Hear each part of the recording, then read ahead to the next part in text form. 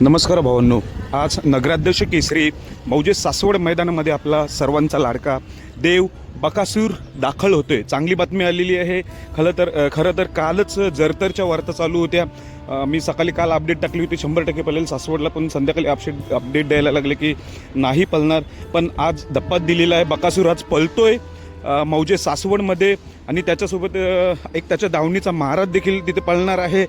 बऱ्याच चिठ्ठ्या मोहिल शेठच्या नावाने निघालेल्या होत्या, काल आपण बघितलं लाईव्ह लॉटच्या माध्यमातून।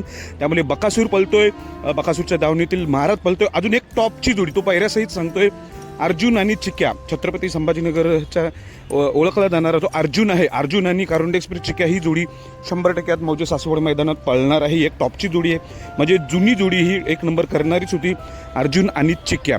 आणि आपला बकासूर दाखल होतं हेच खरं खूप भारी वाटते, कारण की मौजे एदगावला ते 23 तारखेला पळताना दिसला होता।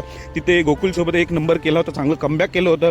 आज 28 तारीख 5 दिवसाच्या गॅपने पुन्हा एकदा आपला बकासूर दाखल झालेला आहे। आज मौजे सासवड मैदानात आपल्याला पळताना बघून खूप भारी वाटेल। हार असो किंवा जीत असो, पण पळताना बघण्यासाठी सर्व उत्सुक असतात। त्यामुळे आपला बकासूर दाखल होतोय। धन्यवाद।